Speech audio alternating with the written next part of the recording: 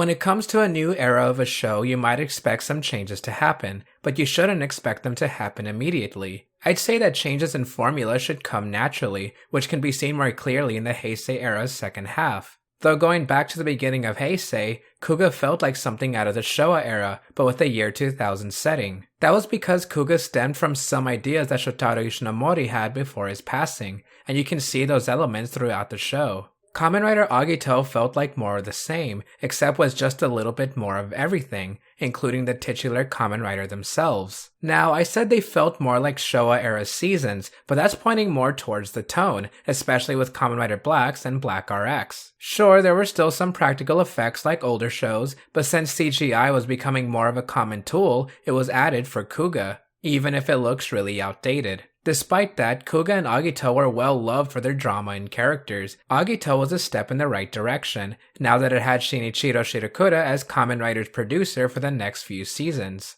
With the producer set, let's look at the main writer, Yasuko Kobayashi, who wrote for a few of my all-time favorite tokusatsu in both Kamen Rider and Super Sentai, although she wrote for some Metal Heroes seasons too. By the time she became the head writer for the season following Agito, she already had a lot of toku writing credits under her belt. This season would be known as Kamen Rider Ryuki. However, Toei wasn't even sure if Kamen Rider would have continued at all after Agito, since it was planned to be the last of the franchise, which coincidentally Kuga was also planned for. There were some ideas to work on a new Henshin hero show that had to do with knights and was also inspired by Kamen Rider, so it was an obvious choice to continue on with that project. However, in 2001, America faced a tragic event. When something happens somewhere in the world, everyone else hears the news and sympathizes. As this reached Japan, quote-unquote simpler heroes were created for children to understand. To which Shirakura said, "The true justice they believe in is fake. The producers claim to know the real thing." With Shirakura at the helm, he really wanted to differentiate from Kuga and Agito, while taking some previously unused ideas and expanding on them. For example, Agito was planned to have 10 writers, so Ryuki would have 50. Then that proved to be too expensive and was cut down to 13. Though I couldn't find specifically why they chose 13. There was a quote that it was a reference to the original Kamen Rider manga. Weirdly enough, not all 13 were planned to be shown in this season at all, which leads me to believe that if the plan did go with 50, then they wouldn't all have appeared either. I mentioned that Shirakura wanted to challenge what true justice was, and Agito was almost an immediate response to that, as its multiple writers were symbols for certain meanings of heroism. Then Kamen Rider Ryuki aired on February 3rd, 2002, and the response was not great. Older fans didn't like the idea of Kamen Riders fighting other Kamen Riders. Oh, how times have changed. I've seen several times throughout the franchise where something new can come with distaste from a vocal minority. Yeah, Agito had several writers, and sometimes they clashed, but it was never the focus, whereas Ryuki was all about a battle royale for one winner to receive a wish. To me, having writers fight writers just sounds cool in concept, but I can also see how older fans wouldn't like it, as that was never the main focus, even in the Showa era, and now changing up the formula only 3 seasons into Heisei seems off-putting. But let's finally dive into the mirror. 'Cause we start with mirrors, and what I call mirror noise. Ow, my ears. Even though mirrors are common in our world, you should be careful with them. Otherwise, you'll come across the monsters that live within them. Luckily, we do have those that are willing to combat the monsters with their own monsters. I swear that wasn't a pun or a coincidental joke, since now we have the opening, which was sung by Rika Matsumoto, the Japanese voice of Ash Ketchum.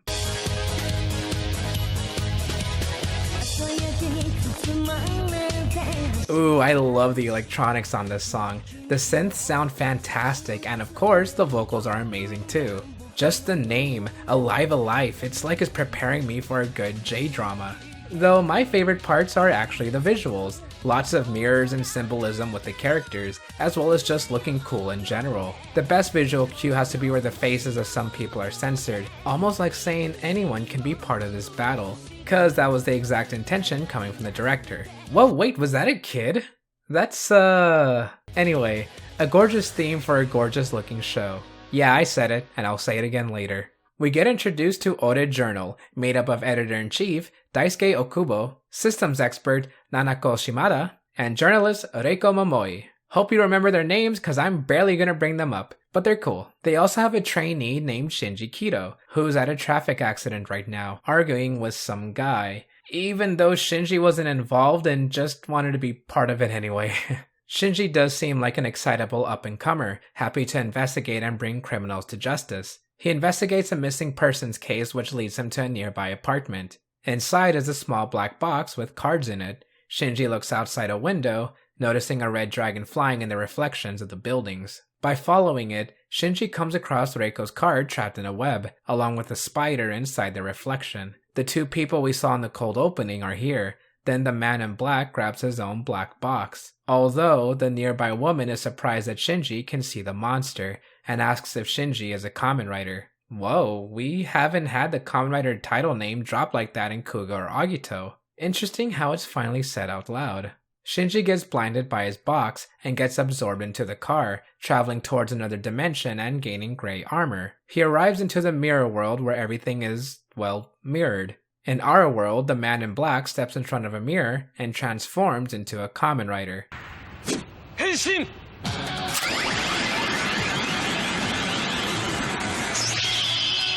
He's called Kamen Rider Knight, and he arrives into the mirror world saying that Shinji hasn't made a contract with the monster yet. So Knight fights the spider by himself by calling a weapon.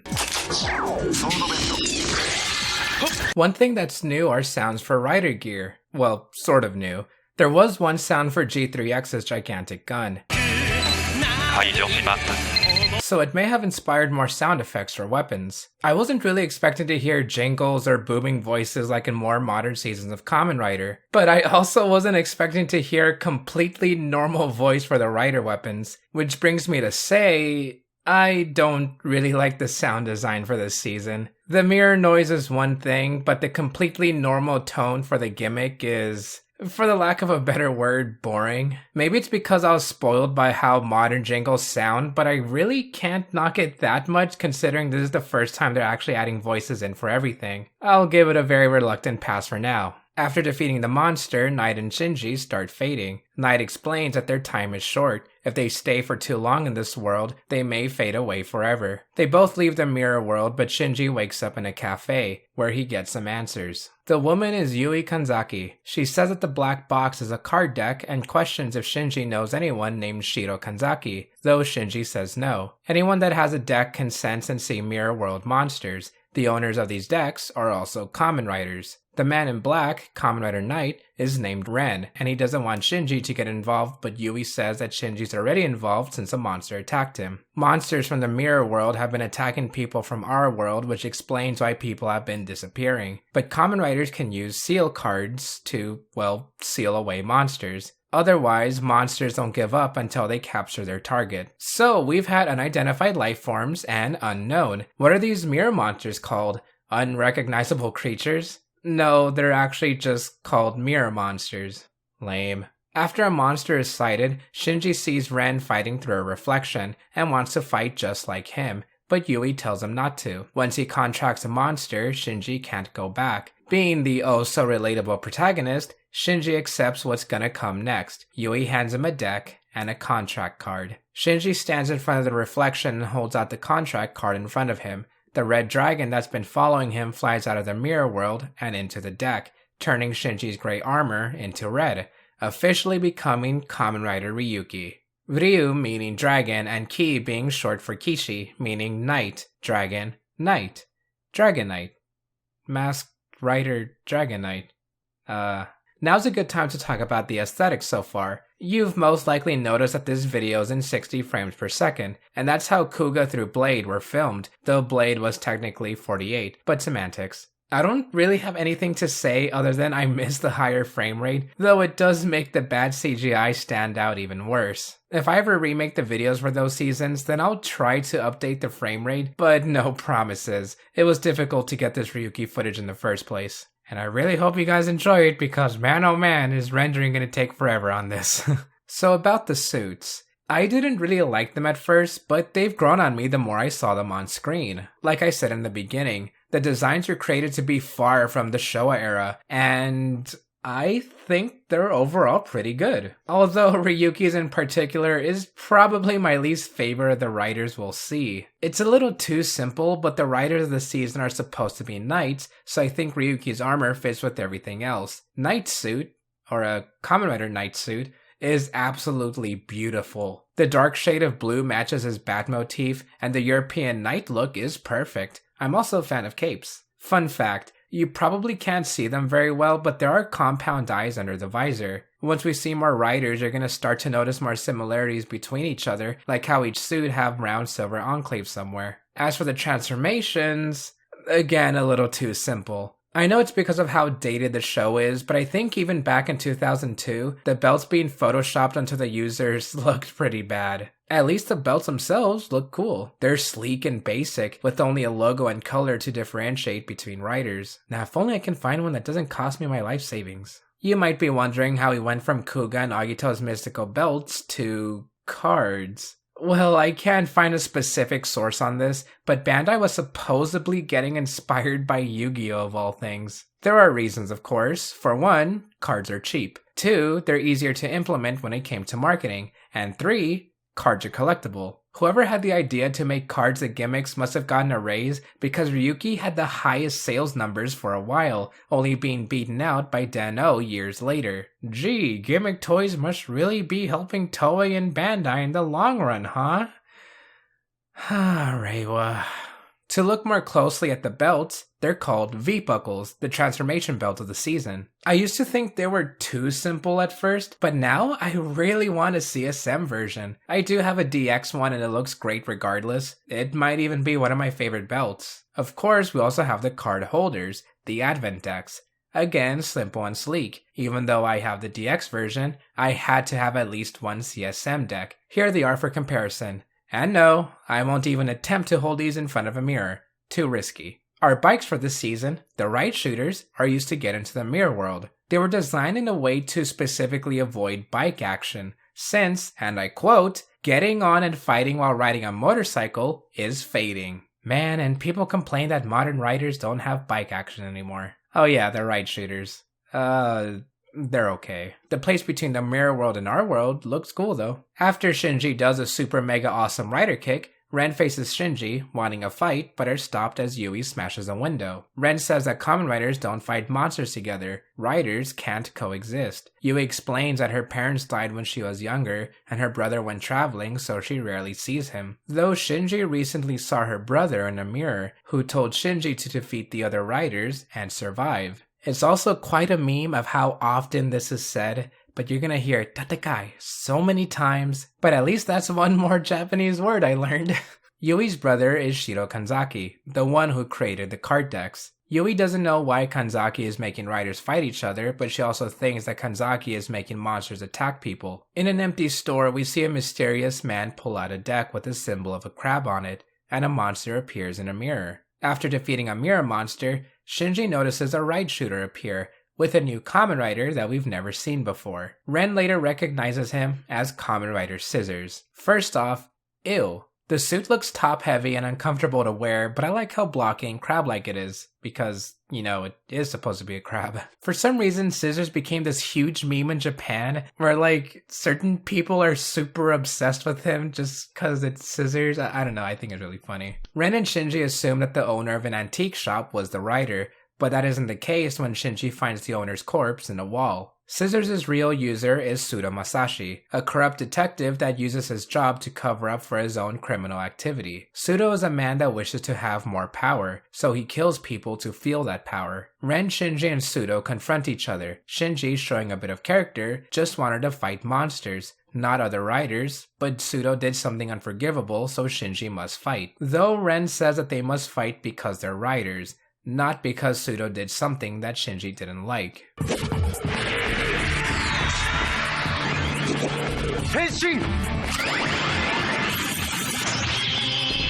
Ren uses a final vent attack and lands a direct hit on Sudo. The Scissors deck cracks.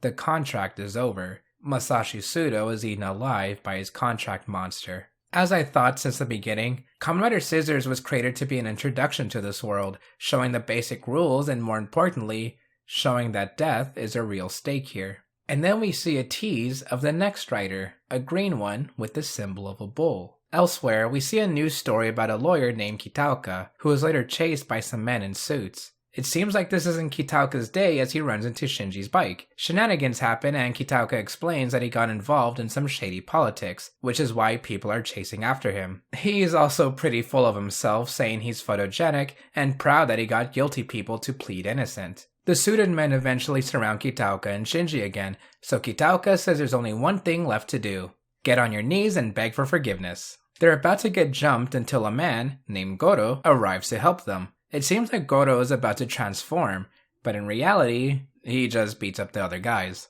Just so I won't have to explain it later, Goro is Kitaoka's servant? Butler? Friend?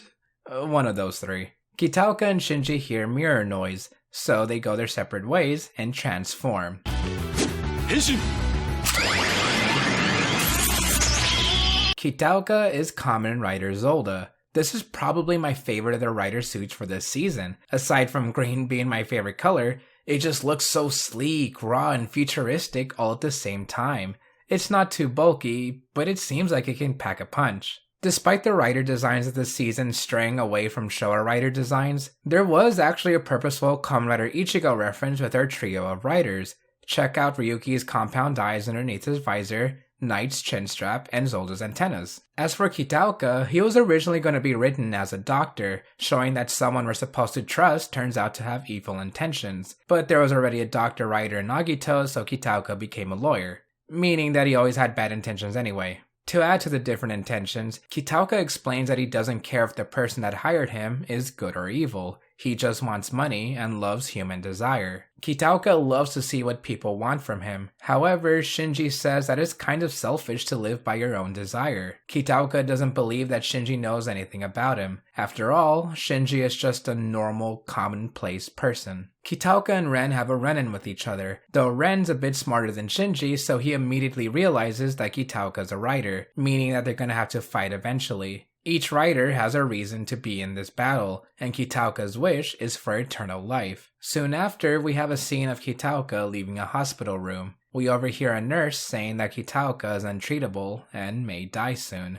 What about Ren? His motive for fighting is a bit of a sad one. He carries around rings on a necklace. They're his and his fiance's, Eri. She was attacked by a monster, which led to Kanzaki offering Ren a deck. Ren fought alone for the longest time, until he came across Yui, finding out that she's Kanzaki's sister. By the end, we see that Eri is in a coma. Moving forward, Ren goes out into the city and sees a guy using a coin for a trick. This man is a fortune teller who says his predictions are always accurate and is willing to say them, even if they're as grim as a woman dying in 3 months. The fortune teller, Tezuka Miyuki, sits next to Ren and pulls out a deck, asking if Ren is truly willing to kill someone. Tezuka then goes to the cafe to introduce himself to Shinji and the group. Tezuka is a lot like Shinji in that he simply wants to stop the riders from fighting each other and believes their powers should only be used to defeat monsters. Weirdly enough, Tezuka was written to be a monk, but that didn't really fit in this group,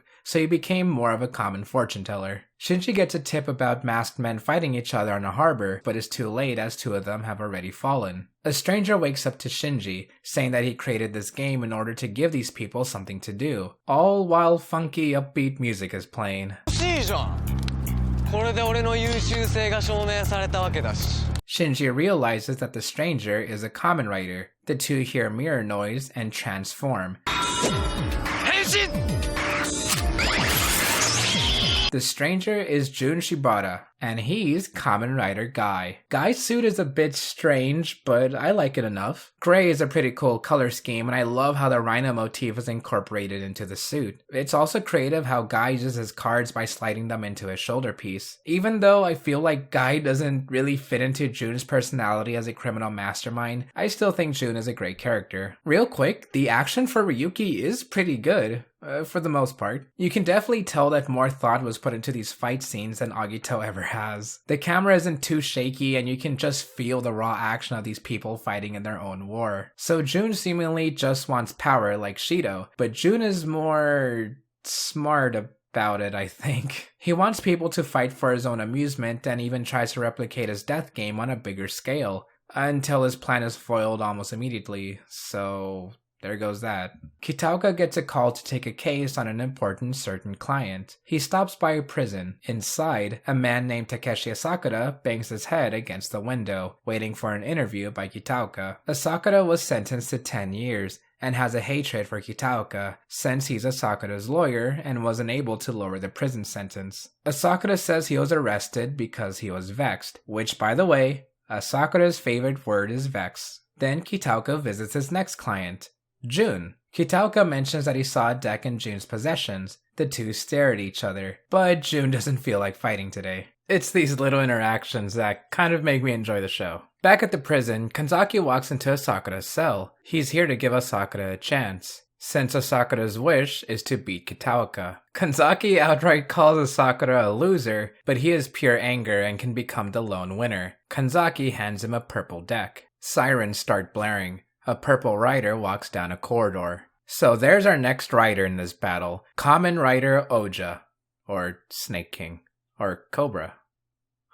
Asakura gets his signature snakeskin jacket by stealing it from a store. I actually love Asakura as a character, but we haven't had a full-on criminal as a Kamen Rider. Not like this. He was originally written to be an inmate on death row, but that was a bit too much for a kid's show. Well, that doesn't stop Asakura from taking an entire store hostage at gunpoint as the police surround him. Jun meets Asakura and explains everything about the Rider War, including how they're supposed to kill each other, and luckily, Kitaoka is a rider. Suddenly, Asakura's gears start turning. This is really intense. Shinji is in a hostage situation against one of the craziest antagonists so far. There are real stakes here because they can't just transform to save civilians. These aren't people in suits fighting with explosions in the background. These are people facing a man that is willing to kill them without batting an eye. There are lots of close-up shots that make you feel claustrophobic, uncomfortable, and unsettled, all accompanied by silly, upbeat, funky music. The police throw smoke bombs, allowing Asakura to escape. Then most of our riders face off. Jun wanted an alliance with Asakura, but Jun should have been more careful with who he talked to, because now he's an easy target for Asakura.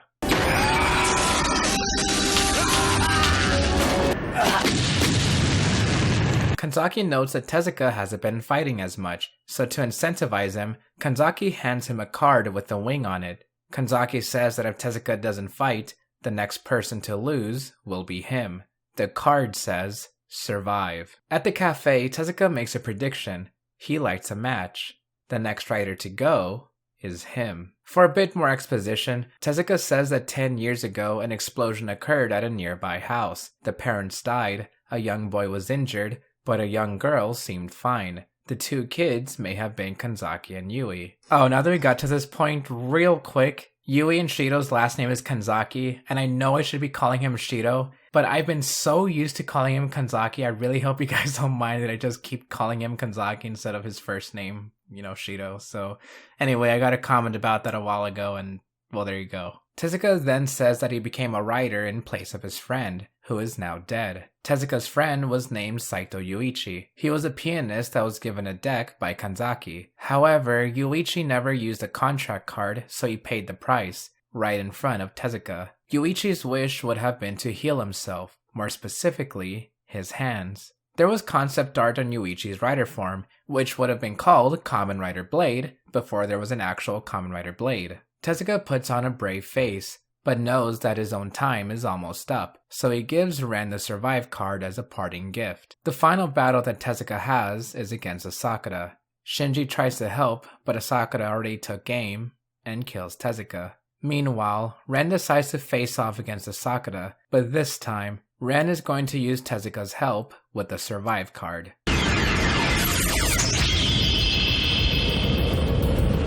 During one night, multiple mirror monsters appear, although one of them looks very familiar. Shinji is working on his computer and hears a mirror noise. He notices that he didn't use his bike to enter the mirror world this time. Then Kitaoka, Ren, and Asakura arrive to help. But it's weird that Asakura says that they're here to help in the first place. Together, they say that they fight to protect humanity's freedom. Suddenly, a new rider appears. It's Kamen Rider Agito in his burning form, the ruler of the miracle world. Then a second Agito appears. The real Agito that sounds nothing like Shoichi.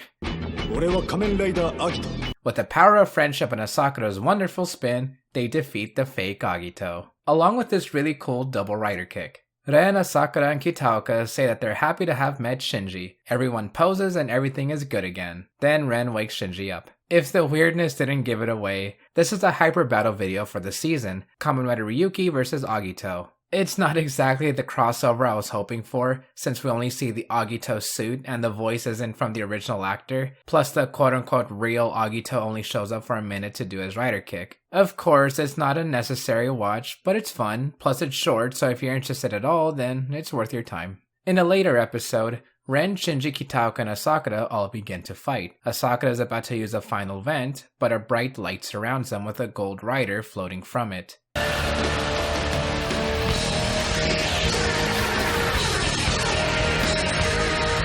This is Kamen Rider dang it. I mean Odin, Kamen Rider Odin. His suit is gorgeous, and it should, since he's the last of the 13 riders. No, Siri, I didn't say anything. What the heck? How did Siri activate from that? He's the final boss that's able to fight 4 riders by barely lifting a finger. Odin tells them that it's not time to fight him yet, and they should continue fighting each other. However, a small correction needs to be made. Odin uses a time vent card. Kanzaki is at his old house, and notices that one of Yui's drawings was torn. Shinji wakes up at the cafe. He sees Ren and Yui, but they don't recognize him. Shinji looks at the calendar and notices that it's February, the month when he first became a writer. Shinji has gone back in time to relive every event again. This episode is basically just a clip show, but I admit that it's pretty clever, and it does end up with at least a somewhat satisfying conclusion. Along the episode, we get scenes of Shinji remembering something and trying to stop it, but Kanzaki makes him lose his memories again, so Shinji would interfere with the flow of things. Then when Shinji is able to actually change a small piece, it ends up in the same place as before. And since we're going through the same thing again, allow me to catch up on a few things. First, Kamen Rider Raya, Tezuka's rider. Henshin! It's definitely a stingray, alright. I really don't know what else to say about it. It's basically just another suit to me. I do like the markings on the torso though. Next, Kamen Rider Oja, Asakura's rider. Henshin! This suit is so shiny, and purple is a nice color. I especially love the helmet and markings on it. It's overall not a bad suit. I'd buy a figure of him. And finally, Knight Survive. Man, I already love the base Knight suit, but the Survive form is just so cool. It adds a bigger piece for the torso and a slightly new helmet, but the colors and the way the edges pop look great. Now for a bit of trivia. Remember when I said that at one point all 13 riders weren't planned to appear in the show in the first place? An example of that would have been at Oja's debut, where it was said that he would have already defeated Guy and Raya off screen. That would have been really lame, so I'm glad they gave actual characters of those riders. There are 3 riders we don't get to see in the actual show and rather in other media, but I'm still happy we got to see each rider in one way or another. Back to the show, events play as normal, then it gets to the point where Odin makes his first appearance, but this time, Shinji is able to land a hit on him. As time flowed, Shinji has been writing, when you see gold feathers punch behind you. Then Shinji says that something else has changed. The burden of the fallen riders has doubled, so Shinji will fight even harder this time. Odin leaves.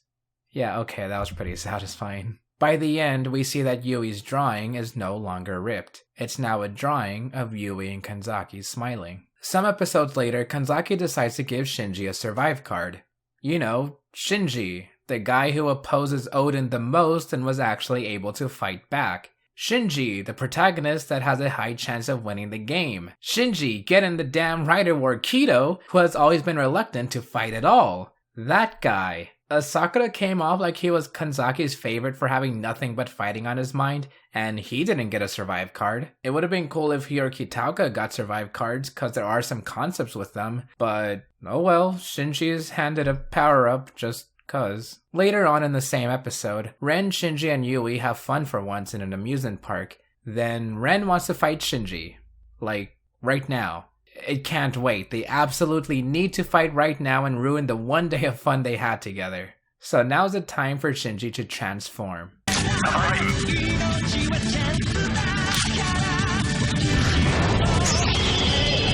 That's such a cool backdrop for Ryuki Survives debut. Unfortunately, I don't have anything good to say about the suit, so I'll move on. Shinji hears mirror noise that leads him to a university lab. It seems to be a misunderstanding as the only people there are a professor and some students. Unfortunately, we don't see any students with a pompadour or a deep obsession with space. Shinji's about to leave when he bumps into someone and drops papers, and reads a paper that says, Mirror World. Shinji enters the mirror world while following some more mirror noise. He fights monsters but then sees an axe flying through the air and it belonging to a new rider, Kamen Rider Tiger. The suit isn't too bad. Blue and white are good colors and the details are fine enough, which is what I can say about the suit overall. It's fine enough. They go back to the real world and Shinji notices that the professor from earlier, named Kagawa, is holding the tiger deck. He says that the monsters were sent by Kanzaki to stop the lab because they're finding out how to seal the mirror world. That way, the monsters, as well as the riders, would cease to exist. Shinji wants to help, but Kagawa doesn't trust him. After fighting another monster, Shinji comes face to face with what appears to be another rider. The name of this pseudo-rider is Alternative. For some reason, he isn't classified as a common rider despite having a user who says Henshin to transform into an armored hero. I honestly don't get it. First V1 and now Alternative? I would really like an official statement onto why they're not writers, but I can't argue with Toei, so... #make tackle a writer. As for the suit, it looks really weird, almost like it was cobbled together in a day, but I think it works because that's kind of what it's going for in the first place. But I got used to it pretty fast. Shinji goes back to the university lab. He tries to get Kagawa to trust him, but everyone in the lab pulls out the tiger deck. Kagawa says that sealing the mirror world requires heroic conduct, 10 lives or 1 life. What would be the choice to go with? Shinji stays silent. The courage to sacrifice one to save many is the obvious choice, says the professor. At the cafe, a young man wants to become a part-timer there. Shinji recognizes him as Tojo Satoru, one of the students from the lab. Shinji pulls him aside to ask how to seal the mirror world. Tojo can't say. Shinji at least wants to know who Tiger is. Tojo can't say that either. But it seems like Tojo and his colleagues know about Ren being a Kamen Rider. After a fight with Alternative, Shinji asks why Yui is the target in the Rider War. If Yui is gone, the Mirror World and the Kamen Riders will be gone too. Yui would be the one sacrificed to save the lives of many. Alternative and Shinji fight again, this time Shinji giving an answer. Whether it's one or many, he will not let anyone be a sacrifice. Alternative attacks while Shinji's back is turned, but Tiger appears to defend Shinji. Tiger uses a final vent and kills Alternative. It turns out that Alternative was a random student from the lab, since Kamen Rider Tiger has been Tojo this entire time. Henshin! Kagawa, who's known about Ren being a Kamen Rider, confronts him. The two stand in front of a window and transform, Kagawa becoming Alternative Zero.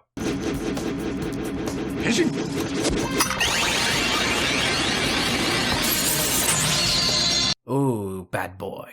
This is basically the same suit as the previous Alternative, but with some extra bits and pieces. This is the main arc that we'll be following almost to the end.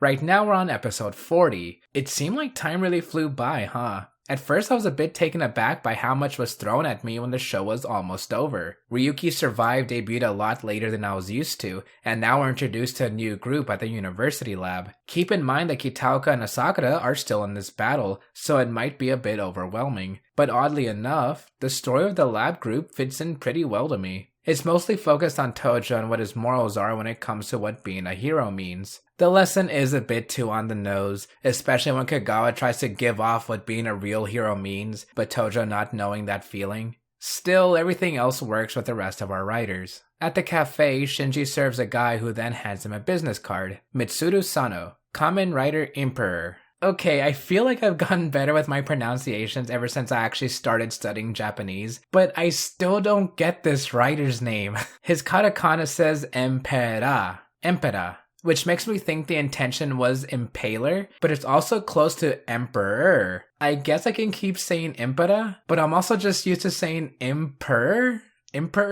So please forgive me if I keep going back and forth on this name, I just have no idea. Ren and Shinji sit down with this new writer. It seems like Mitsuru really idolizes the two and wants to serve them, but with a condition: contract money. Ren immediately kicks him out. Then Mitsuru talks to Kagawa and Tojo with the exact same act he gave Shinji and Ren, but before he's able to bring up his money condition, they hear a mirror noise and Mitsuru transforms.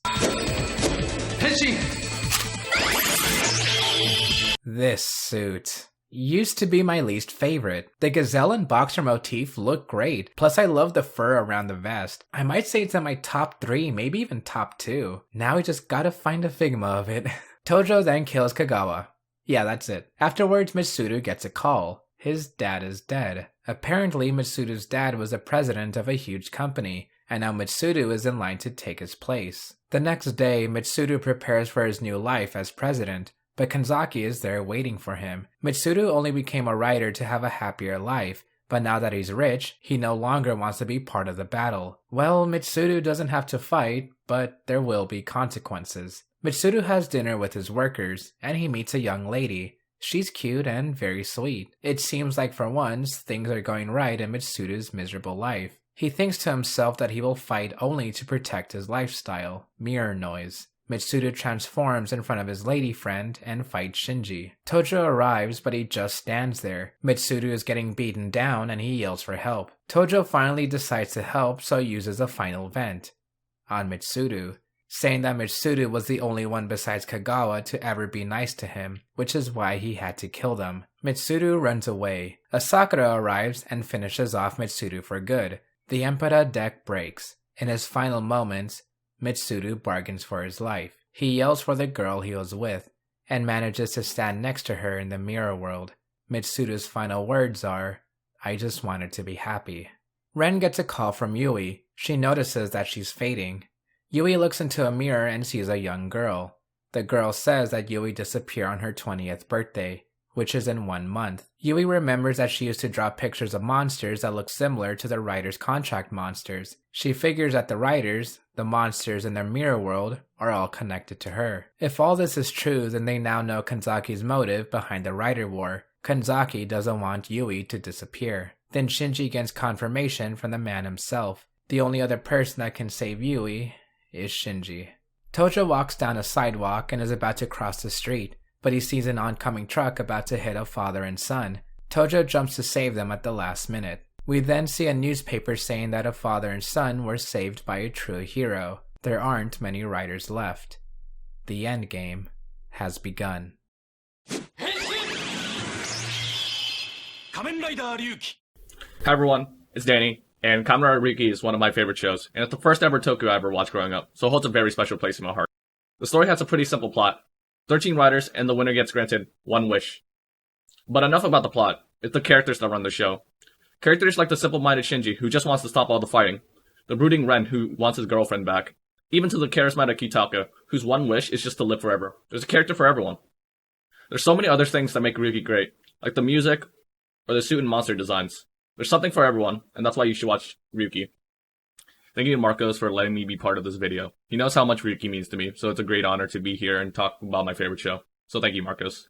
Intermission. Like, subscribe, hit the bell, support through Patreon or YouTube, yada yada yada. More importantly, I wanted to share a quick story. One day, Rada of Rank 10 Yu-Gi-Oh! Came into our server and asked about a song that appeared in episode 8. It played on the radio and seemed pretty easy to find. However, it wasn't on the wiki. Audio tracking apps didn't work, and the lyrics were generic enough that nothing came up on Google. Until I came across One Song 60s through 70s Volume 1. And then...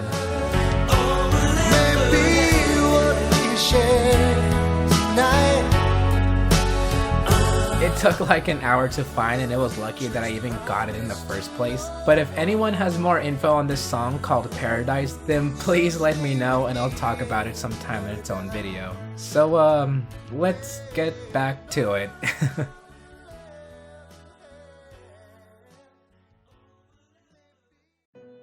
From here, fate goes from several branches. It's actually how Ryuki got pitched in the first place, a gaiden, or side story, that branches off into several endings. A couple of these endings come from written media such as novels and short stories in magazines. Let's go over those first. In the world of If, Kanzaki ends up being able to be the last rider standing, but at the cost of killing Yui. Despite being able to finally grant a wish, Kanzaki spends the rest of his life mourning Yui's death. In Advent Calendar, Shinji's twin brother joins in the Rider War as Kamen Rider Ryuga, but Shinji is the final rider standing, so his wish is to revive all the victims of the Rider War. Aside from those, we do have visual endings with specials and movies. The 13 Riders special is more of an abridged retelling of Ryuki's season, starting with Shinji barely getting into the Rider War as a replacement for a previous Ryuki. Viewers were able to vote on 2 different endings, a first for the franchise. In the first ending, Shinji is able to seal away the mirror world for good,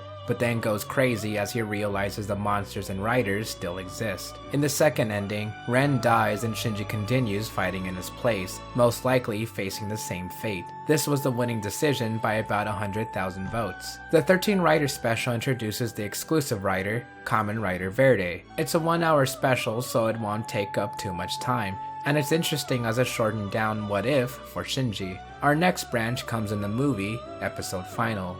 On one rainy night, the cafe crew gather around to tell ghost stories. It's Shinji's turn to tell a story, but his is more mysterious than scary. When he was young, he played at the park with a girl. They were supposed to meet up the next day, but it was raining, so Shinji couldn't go. Somehow, the girl still appeared in his room. They played together, then he disappeared. The next day, Shinji investigates a case about a con man who's about to swindle a young woman named Miho. The two are about to apprehend the con man, but Miho takes off running. It turns out that she was the swindler the entire time. Shinji catches up with her and they both hear mirror noise. Miho then transforms into history's first female Kamen Rider. Not counting the female Agito that appeared for a second in the season, or Electro Wave Human Tackle that really should be a rider regardless of what Toei says. Where was I? Oh yeah, Kamen Rider Fam.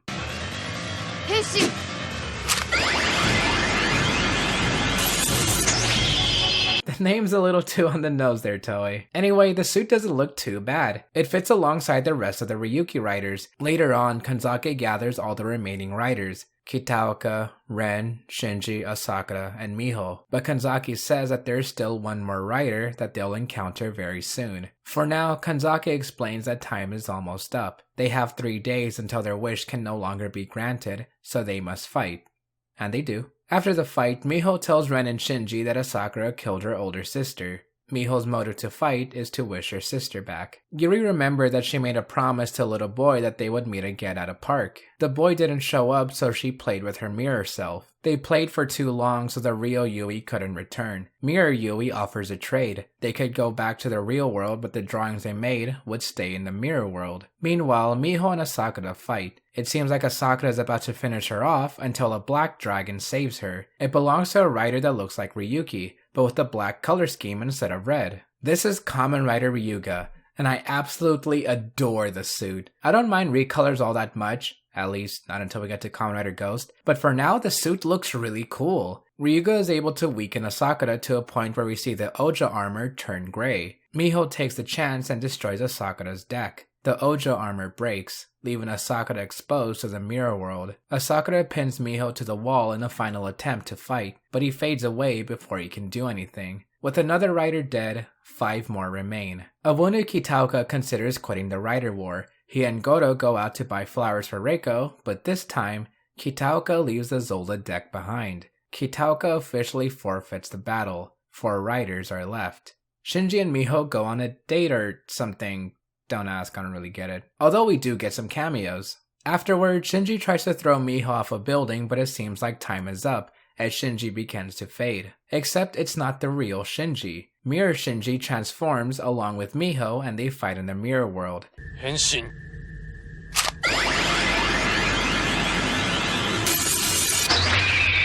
Mirror Shinji is about to kill her until the real Shinji arrives to help. It seems like they're about to fight, but Miho is in bad shape, so they exit the mirror world. Before leaving, Shinji asks Miho if she's gonna quit the Rider War. She says she'll think about it.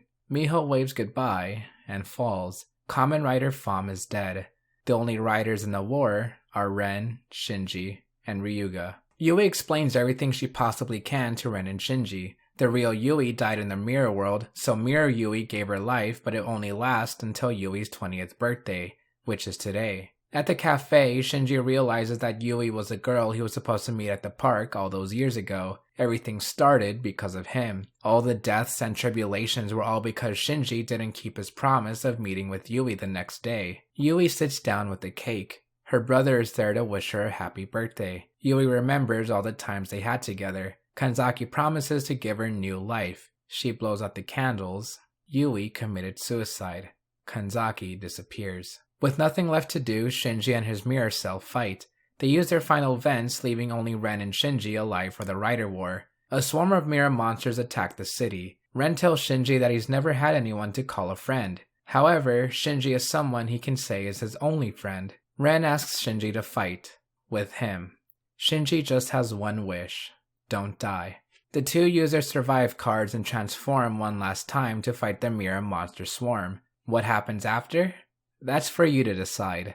Fate has many branches, and this is only one of them. There are several different branches that Ryuki could have taken. What if Kanzaki was victorious with his plan to be the final rider? What if Shinji was the real victor of the Rider War? What if Shinji had the choice to seal the mirror world or continue fighting as Kamen Rider Knight? What if Ren and Shinji are the only riders alive to fight their own war against mirror monsters? However, we have another ending to go over. What does fate have in store for us? The last remaining riders gather. Ren, Shinji, and Asakura. Kitaoka is nowhere to be seen. Kanzaki explains that there are only 3 days left in the rider battle. Once those 3 days are up, the wish can no longer be granted. The mystery of the Kanzaki family is revealed. When Yui and her brother were young, they had neglectful parents that would shut them in the attic. All they would do in that time was draw.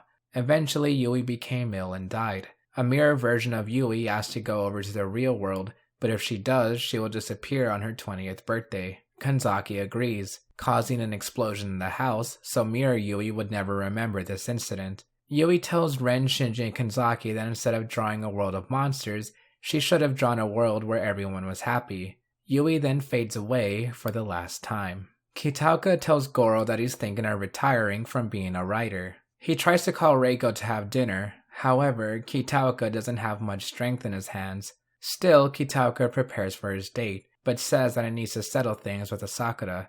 A swarm of monsters begin to attack the city. During the destruction, a little girl is left alone. Then she's saved by Shinji. However, the swarm is too much and Shinji ends up severely wounded. Ren and Shinji enter the mirror world, but Shinji begins to feel weak. He wakes up in the real world with Ren holding on to him. It seems like Shinji has finally found his answers. Shinji wants to close the mirror world. That would be Shinji's wish. With that, Shinji Kido succumbs to his wounds and dies. Kanzaki tells Ren that he needs to settle things with Odin as the final rider. Episode 50. A New Life. Asakura sees Zolda in the mirror, so he transforms. Asakura uses a final vent and is able to land a direct hit, but Zolda doesn't get up. The Zolda armor shatters and reveals Goro. Kitaoka lays on his couch, lifeless. Asakura stands in the real world. Guns are pointed at him. He picks up a metal rod and begins to run. Guns are shot.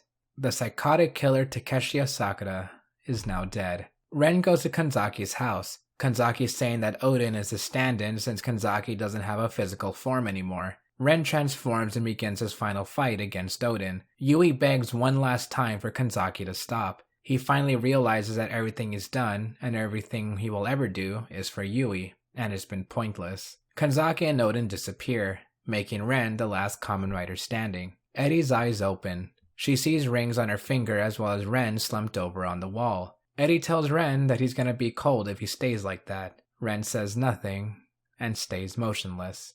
Kanzaki tells Yui that he will do it all over again and continue to try to grant Yui a new life. Yui just tells him to stop. Yui says she's right beside him. Always.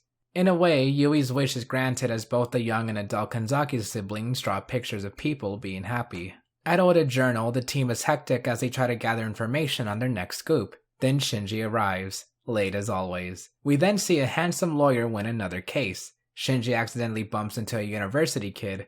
They apologize and go on with their day. A fortune teller says that his predictions are always accurate, so some crazy guy kicks down her journalist friend's bike, Our friend bumps into a dude wearing all black exiting a cafe. They share a scene and Shinji goes in. We then see a picture of Yui smiling happily with her brother. Everything is reset. The writers, the mirror world, and the monsters have ceased to exist. 17 years later, Shinji is woken up by Tezuka and a couple of strangers. They're being hunted by Jun and Tojo, so they all transform. Henshin! Henshin!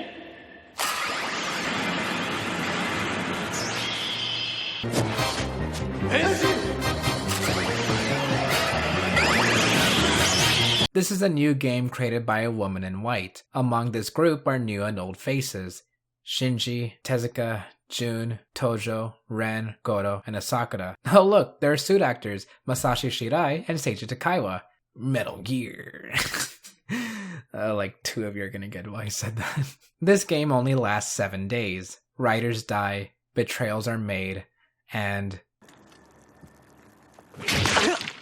Kamen Rider Gio, Sogo Tokiwa, and Kamen Rider Gates are fighting another Ryuki. Who will survive? Why did certain users return? I'll leave that for you, because let me just say, Rider Time Ryuki is up. In a good way. This special is only 3 episodes long, and you don't have to have seen Kamen Rider Gio to understand it. Very slight spoiler, but I saved Rider Time Ryuki for the end since it acknowledges the show's ending, rather than the movie's ending that we see in Gio's season. Is it weird to say that I kind of enjoyed the special more than the full-on season? Oh boy, that's gonna be controversial. I think Rada put it best. Rider Time Ryuki is like biting into an apple that tastes like a hamburger. What? So by the end, which branch of fate did you go with? Hopefully it was the right one, but anything is possible. As long as you survive.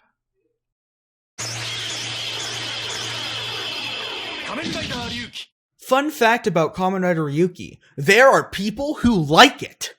Just like me. I remember being in your position. Like, seriously, let me get real with you guys. You aren't familiar with many toku. God knows you haven't watched many, really. It's easy to feel ashamed of not having your own opinions just yet. It's easy to be afraid of what people think of you if your opinions don't reflect general consensus. What if they represent some sort of stereotype that you wouldn't have known of yet, you know? Well, what if you aren't taken seriously because your knowledge is just that limited? Because of it, it's easy to take opinions like Marcos's like gospel, or anyone's, really, anyone that you meet. Every year, you could see tons of fans who skip series they think look amazing because they're afraid of disappointment. And for me, I used to be exactly in their shoes. In my case, that series was Kamen Rider Ryuki.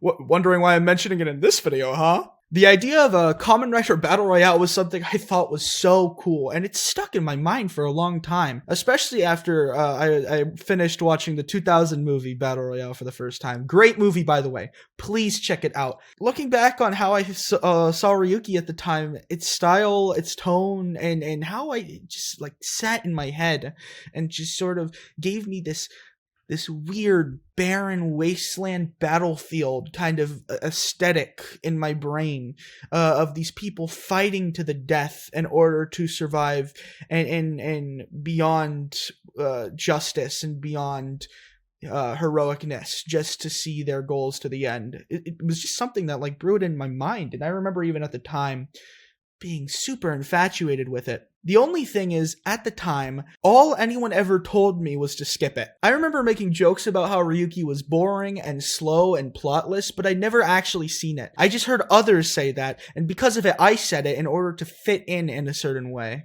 Eventually, I grew more and thought back on Ryuki. I was still really into its concept and its style and its tone, to the point where it would legitimately bum me out knowing that it supposedly was not that good. Eventually, life went by and Kamen Rider went by, and I had watched more and more. And, you know, after watching a show for that long, your opinions start to change a little bit. Once you know more about a show, they become a lot more straightforward and a lot less specific on how others think. I had met people at that point who loved Agito, absolutely adored Kiva, and people who hold Ghost near and dear to their heart, with legitimate reasons as to why. People who could tell me every little aspect of the show and tell me why they believe it to be a masterpiece. Because of it, I kept wanting to go back to Kiva, thinking, well, maybe even I could just see how bad it was. Maybe I could try it out. I kept having that interest pop up in my head, and that idea of that barren wasteland in an alternate world just stuck with me. So one day I caved. I binged Ryuki in like a week, and every single point people had told me about it in the past was never felt once in my watch through. I loved the characters, I loved how they mixed, I loved the story, how it flowed, and how the different writers' goals contradicted each other, which created amazing pairing. Now, not everyone has to agree with me on that, right? And not every moment was super amazingly done, but when it was at its best and when it was at its worst, didn't matter because overall, I couldn't stop enjoying myself. There were times where so much was going on, I couldn't hold in my smile. And at the end, when characters started to experience the worst of hardships, I even shed tears for characters I thought at the beginning I would despise. I remember finishing Ryuki with a sense of joy, and I felt like I'd repressed that before when I was trying to list myself under the rule of general consensus and being afraid to choose the first season that I thought personally looked cool. Now, I'm not trying to say Ryuki is good or Ryuki is the best one, nor am I really going in depth about it. Truthfully speaking, I don't even think Ryuki's the best one. I just want you all to realize that at the end of the day, we're all people with different tastes. Marcos and I agree on some things and disagree on others. And because we're cool with each other, it simply doesn't matter whether we always agree or not. The same should apply to you all watching. Countless times I see similar opinions on shows I know guys like you have not watched. People in the comments just haven't seen. But it's okay. It's okay to be in your position. I want you to feel like there's no shame in gathering these kinds of opinions and shows you think look cool or others think look horrible or others say look bad or others say look good. Because at the end of the day, you're going to take more out of any one of these shows than anyone else watching, whether it be Kuga or Ghost or Kiva or Build. Also, I want you all to know it's okay not to know things. A lot of you are newer to the fandom, and because of that, there's such a small voice on how to go about it. Pick what you think is cool, own that you think it's cool, and know that it's okay to disagree with others, so don't get too heated about it.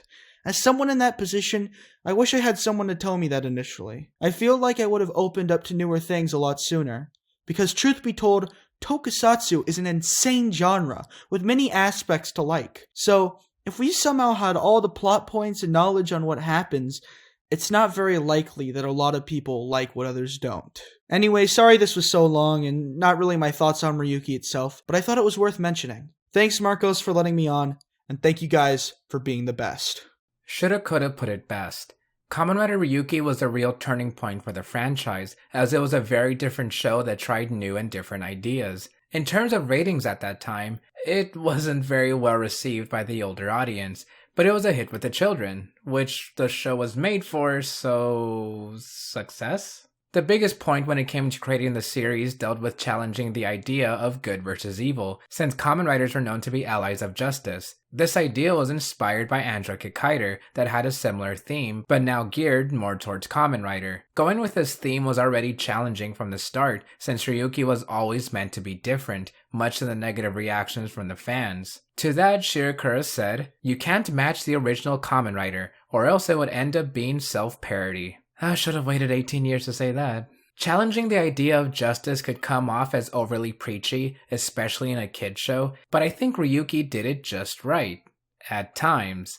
Like, yeah, I can see the concept when a majority of the writers in the show aren't good people. There are some obvious villains in Asakura being a literal criminal, and there are some people with questionable morals like Tojo who has his own ideas of what being a hero means. Then we have people like Tezuka and Mitsuru, who are trying to get by and end up being at the wrong place at the wrong time. The good parts come in when the show doesn't tell you that what Kitaka is doing is wrong. The show doesn't tell you that you probably shouldn't look up to Jun's lust for power. The weird part is when the show says, "Oh man, Tojo isn't sure what being a hero means. Sacrifice one to save many? Whoa, but Shinji said he's gonna save everyone. In fact, he says that a lot." This is not a bad lesson outright. I'd rather just not have it said so many times. I've also heard that in Ryuki, quote-unquote, there are no good guys. There are no heroes. And that comes off as too, Okay, how should I put this? Quote unquote,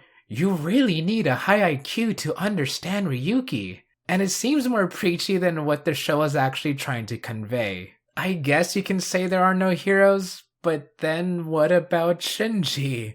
Oh wait, he doesn't count, right? Maybe I've heard it too many times to the point where I'm like, yeah, okay, Grandpa, let's watch some Build or something. I will say there's more good to this concept than bad. Like, way more good.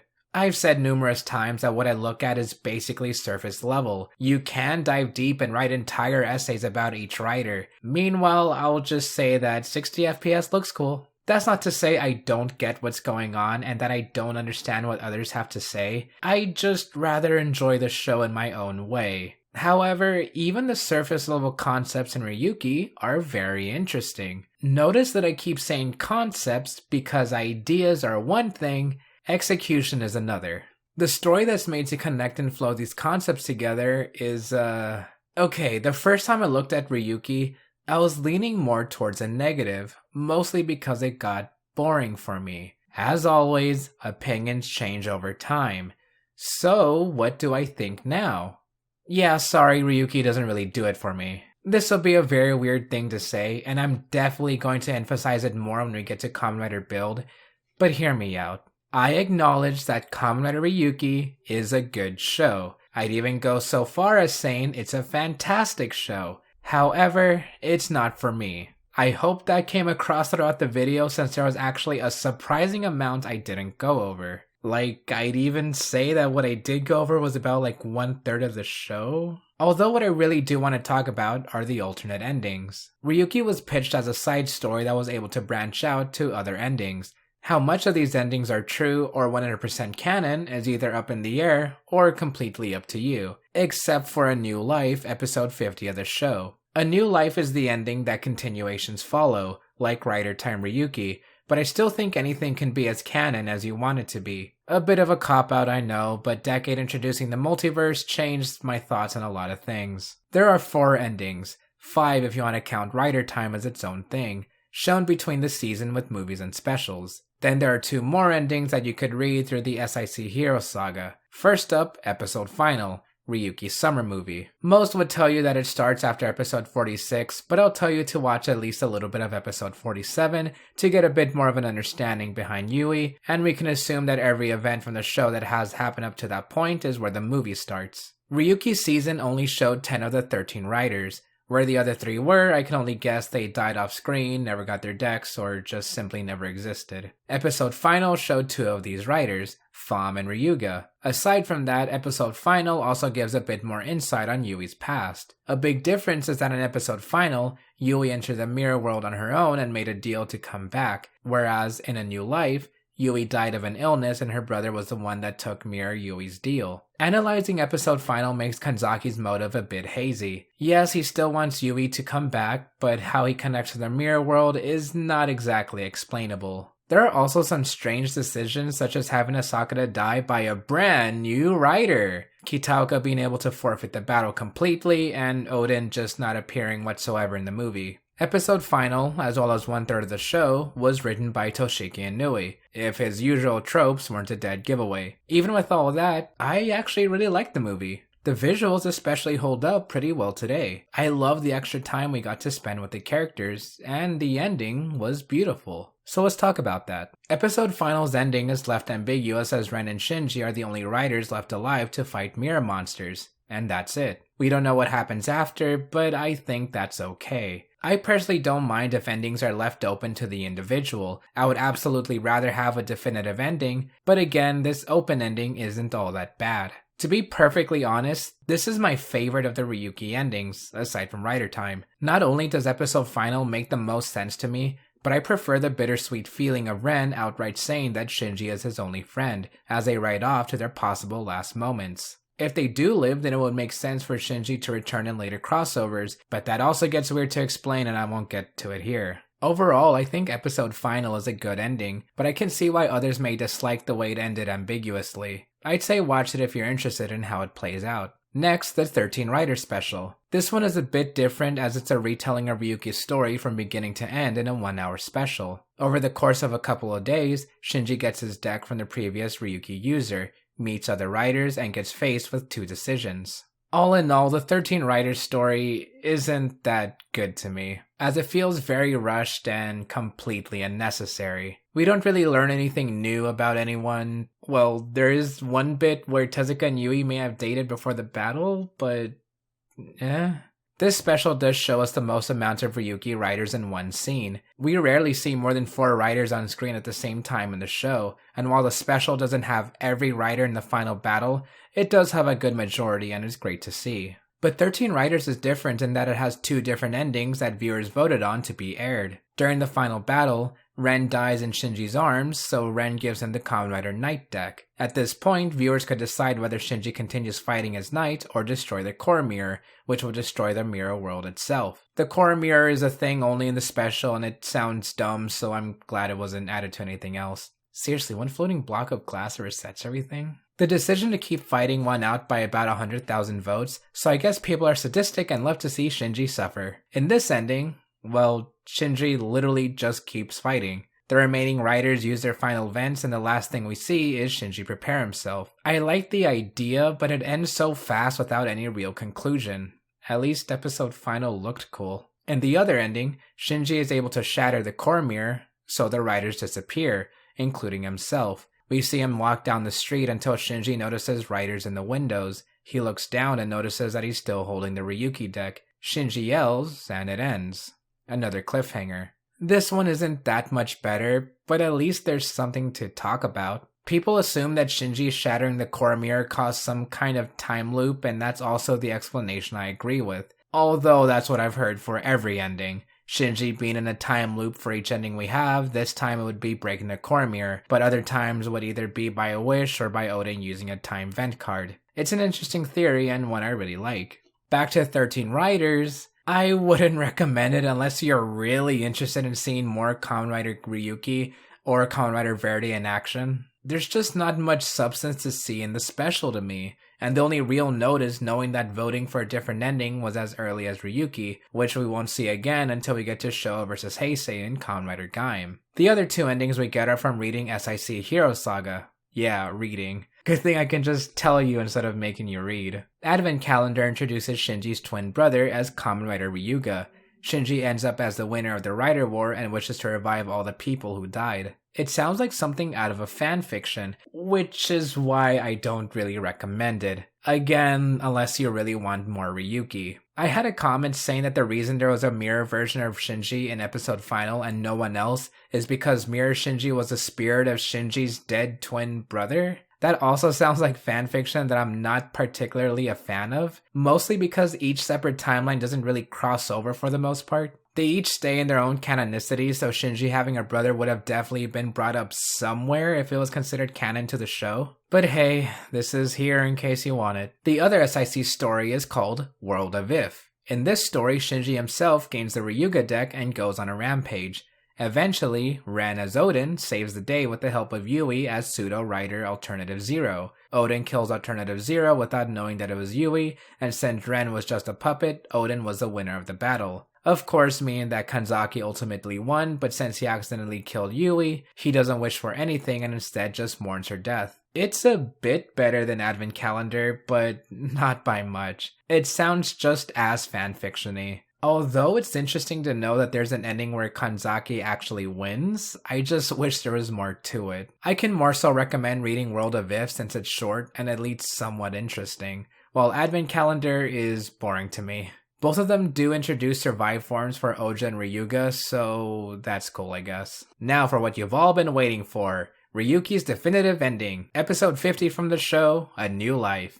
Everyone dies and time gets reset to when no one knows each other and everything Mirror World related is gone, including the writers. It's not directly stated how time got reset, but there are a few theories. In case you couldn't tell by now, Ryuki is very theory-centric, which makes it more fun. One theory says that after Kanzaki realizes that everything was pointless, he used Time Vent to reset everything. I personally don't think that's right, because if Kanzaki actually is able to change time whenever he wanted, he would have used it more than once in the show. You could say that he wants to see everything play out no matter what timeline he's in, but that also sounds just as pointless, and Kanzaki could have ended up in the other alternate endings. Another theory is that Ren is the one who wished to reset everything, which I believe to be the most logical. Some might debunk that by saying that Eri only woke up because that's what Ren wished for, but spoiler here, Eddie's woken up during the show before, so Ren could have gone to the hospital, noticed she's still alive, and wished for the reset, which is why that would happen shortly after Eddie wakes up in the first place. And we see the wish manifest itself next to Ren when he defeats Odin, so it couldn't have been Kanzaki. Although, as always, no official confirmation. Now, I'll be the first to tell you that the ending is as important as the journey, but I also think that they should be judged separately. When it comes to the infamous reset ending, I honestly don't mind, at least until we get to a certain season. If the journey was fantastic, then why would you say it was a waste of time if the ending didn't satisfy you? And the same thing could be said the other way around too. If the ending was mind-blowing while the journey was mediocre, I'd still accept both for how they were and vice versa. Although, I do believe the journey has to have at least some substance to make the ending matter more. Kamen Rider Blade, I'm looking right at you. Multiple endings is a big part of Ryuki, and I love the concept, but to me, none of them add much, and when they do, it ends up being superfluous. For example, does it really matter if Shinji and Yui ended up being childhood friends? Yui doesn't seem to care, and it's not as big a revelation as the movie makes it out to be. We find out about Shinji having a twin brother, but it's never talked about in the show, so unless you read the story, would anyone really care? Yes, it's okay to have something that the canon timeline doesn't have, but they should have some value, whether it's canon or not. Like, what if the revelation of Shinji and Yui being childhood friends also affected Kanzaki in some way? Kanzaki could have some sort of vendetta against Shinji and maybe have a fight scene between the two. Or what if Mitsuru was Shinji's ally from the beginning? What if Ren turned out to be in cahoots with Kanzaki? What if Kagawa was actually able to seal the mirror world? See, there are many ways you can go with Ryuki's stories and characters, but we get some of the most vanilla and fanfiction-y stories to be told officially from Toei. The only alternate ending I can really recommend to anyone is episode final, but I recommend that more as a movie rather than as an alternate telling of what could have been. And I know they want to be safe, they want to tell a satisfying ending for everyone. But still, even in one of the novels you could have told something different. Sorry, I didn't mean to sound mad there, I guess it just came out. Another big point of Ryuki is that it's basically a Kamen Rider Battle Royale, and if anyone brings up Fortnite, Madoka Magica, or Gaim, then I'm gonna explode. Anyway, Battle Royales. You may be hoping to see a lot of conflicts and head bashing between 13 riders. Well, at the very most, you get a couple of scenes where there are 5 riders on screen at the same time in the show. Oh, but they don't fight each other. It's usually a 1-on-1 or a 2-on-1. Even when getting close to the end game, not very many riders actually fight each other. The only time we see more than 5 riders at once is during the 13 rider special, but it doesn't last that long. So if you're hoping to see a real all-out rider war, well, best wait until we get to Kamen Rider Decade.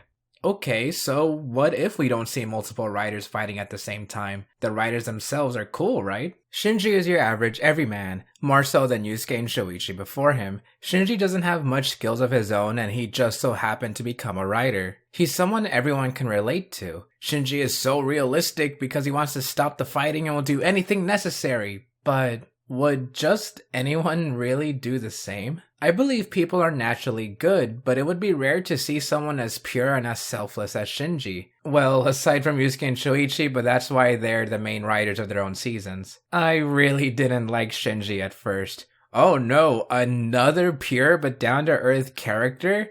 I had enough of that from Shoichi alone, but Yusuke has the same trope. Shinji just wants to stop the rider war, but then he begins to change. He realizes that his will to stop the rider war is an unrealistic goal, but he still tries anyway. Then he really sees that people like Asakura can't change. When Shinji decides that all he can do is fight, that's when he decides to really fight. Shinji's only goal left is the only choice a guy like him has. to at least attempt to seal the mirror world without the need to sacrifice anymore. Shinji can't be the naive kid anymore. He had to grow up. That's a good character arc. It blew my mind that Shinji, our main character, was actually allowed to die. It must have taken a lot for Toei to okay that decision. Except, not really. Shurikuro was just as surprised that they were like, yeah, okay, go ahead. Yeah, I scratched my head at that when I was researching it too, but I guess Shurikuro's a lot cooler than I thought. Anyway, I do like Shinji. Not anywhere near enough for a top 10 favorites though. Or top 15. Or top 18. Or Ren, Kamen Rider Knight. I liked him in the beginning. He seemed so interesting and cool enough. Maybe you've heard how Ren is the quote-unquote true protagonist, and yeah, I can see that. There was more focus on him and he had more character arcs than Shinji. I tend to have this immediate dislike for secondary writers that are serious and edgy, though Ren was the first one, so he gets a small pass. Although him wanting to fight Shinji out of nowhere several times is a bit off-putting to me. Everything else about him is great. His motives, his suit, his chemistry with Shinji, it's all very enjoyable. Kitaoka, Kamen Rider Zolda. He's an egotistical, womanizing lawyer that doesn't want anything to do with the lower class. It would be very difficult to do an awful job at writing a fun character like him. Kitaoka stays the same from beginning to end, except he does it for a reason. Kitaoka's wish is to live longer because he's terminally ill. It's never said straight out what he has, but you can tell it's painful for him as he loses strength to even hold a phone. Not too many people know that Kitaoka has this illness, so it's even more tragic that he can't do much about it besides hope to win the Rider War. He's an egotistical character with an underlying tragedy that he can't share with anyone. It's even more sad that even though he fights to get rid of his illness, it's the same illness that kills him by the end. You may have noticed that a lot of these deaths are ironic. I already love Kitaoka by personality alone, but knowing what he has to go through just to survive makes him my favorite writer in the show. As for Kitaoka's butler, Goro, yeah, I like him. We don't really know too much about him, and the reason he stays with Kitaoka is more of a throwaway line, but he's still a pretty cool character with a fun yet serious personality. I think Goro should either run a company or open up a fruit stand someday, but hopefully he doesn't become a murderer. My second favorite writer, Asakura, doesn't seem to have much to him. He's a crazy guy that does whatever he wants. That may sound bland and generic, but how he's presented is absolutely insane. He's been wrapped up Hannibal Lecter style and is still able to knock out a few police guards, so Asakura is just a fun, crazy guy. Honestly, I can't justify talking about Asakura. Honestly, I can't justify enough talking about him. I really don't like saying this, but he's someone you need to see rather than me telling you. He's insane, and that's all you need to know. Those are the four main writers that you spend the most time with, so these other characters are gonna go by a lot faster. The exclusive writers, Verde, Fam, and Ryuga, well, they came and went in other media. Masashi Sudo, Kamen Rider Scissors, is pretty much the tutorial fight. He's there just to show you the rules of the mirror world and this battle royale. Fight other writers, feed your monster, or else you die. His personality is the one-note, power-hungry type, so there's really not much else I can say about him. Miyuki Tezuka, Kamen Rider Raya, the only other person that wanted to stop the fighting. He was Ren's and Shinji's ally for a bit until he realized that he wasn't needed. I liked him because he was a lot more like Shinji, except Tezuka's already grown up. He doesn't need to change, which is why he was able to selflessly sacrifice himself for the greater good. It's just a shame that he died so early. Jin Shibata, Kamen Rider Guy, is sort of like a mini Asakura in that he's a bit crazy and tries to have fun, but he's a kid, so of course he's gonna act like one. He wants things to go his way, but then Asakura, the other crazy guy, gets in the way and kills him. Although this is yet another one of those writers that just came and went. Satoru Tojo, Kamen Rider Tiger. He's edgy, but I like his motive that he wants to be seen as a hero.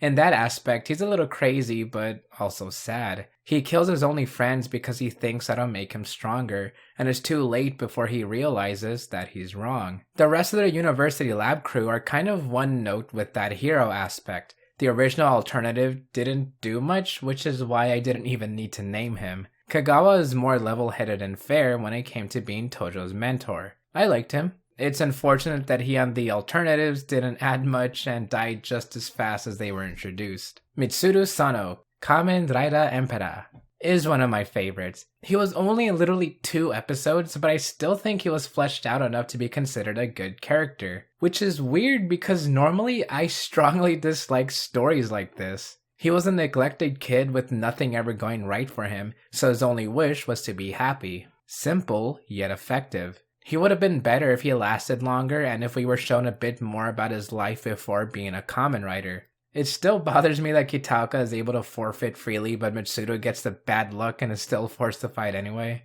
And maybe that's cause Kitauka is one of Kanzaki's favorites? I don't know. Speaking of Kanzaki, he never transformed into Kamen Rider Odin on screen, until Rider Time. But that was his stand-in for the battle, so let's just say Kanzaki is Odin. Kanzaki is one of my favorite villains in Kamen Rider. He's always so calm and he rarely shows his crazy side. It seems like Kanzaki is always one step ahead of the riders as he pushes them to do something. He's the one who tells Asakura to kill Tezuka, and he pushes Ren to keep fighting for Eri. However, Kanzaki does make a few mistakes, such as handing Shinji a survive card for seemingly no apparent reason. But Kanzaki does everything for his sister, so he may have his heart in the right place. Maybe. I've talked about a made-up rule about the journey versus ending, but I feel like I can make a similar rule to story and characters. The story can be bland, but the characters alone can make a show worth the watch, and that's something I can add to Ryuki. The plot and day-to-day stories aren't that entertaining, but seeing these characters in those situations makes the show worth the watch. We don't get very many scenes of multiple characters just sitting down and talking. It's usually a one-on-one talk, but seeing a group talk is a highlight. But seeing a group conversation is a highlight. Very late in the show, we have Kitauka, Ren, Shinji, and Asakura just sit down and talk. No fighting, just talking, and I loved it. I do wish there was more of it, but these characters alone carry the show. I've had dozens of comments and requests asking me to cover one specific thing, and I'm only going to do a very quick compare and contrast. As most of you know, Ryuki got adapted into Kamen Rider Dragonite for the Western audience. I'm not going to say too much about it right now because that's what a history of Kamen Rider Dragonite is for. Ryuki and Dragonite are 2 completely different things. They basically only share suits and minor plot points. Other than that, I think it's extremely sententious to say that one is outright better than the other. One might do certain things better, but you should give each one a chance. What I think Ryuki does quote-unquote better is having more memorable characters, for the most part. I remember each writer in Ryuki and their backstories. I can sympathize with them, and I want to know what they're gonna do in the next episode. That's not to say Dragonite is completely devoid of this, I just think Ryuki does it slightly better. But to balance that out, where I think Ryuki fails is at the storytelling. The pacing is so weird. It's slow in the beginning, then it speeds up, then it just drops in the endgame. Out of the 10 writers we see in the show, 4 of them die in episode 50. Gee, I wish there were some episodes where you could stretch that out instead of doing it last minute. That's really all I'm gonna say about Ryuki vs. Dragonite for now, and I hope you all enjoyed this remake of my original video, because it's time for my final thoughts. I love Ryuki's characters. The suits are awesome to see in action. I couldn't wait to see what Kanzaki had up his sleeve just to get his wish. But I really don't like Ryuki's bland story. A lot of characters felt like cannon fodder. As you can see, I'm a bit conflicted, but my weirdest thing is that I actually like everything around Ryuki, rather than Ryuki the show. And I don't mean the side media, I mean the talk and theory surrounding Ryuki is what grabs my interest, and researching his background was a lot of fun. Overall, I can recommend Ryuki to those who've already seen a couple of seasons of Kamen Rider. I wouldn't say to watch it as your first season, but it is worth watching regardless. There's gonna be at least one thing here for everyone to enjoy. Kamen Rider Ryuki is a good show. Definitely not for me, but a good show. With all that being said, join me next time when we dive into the mirror to fight the fight with Kamen Rider Dragonite.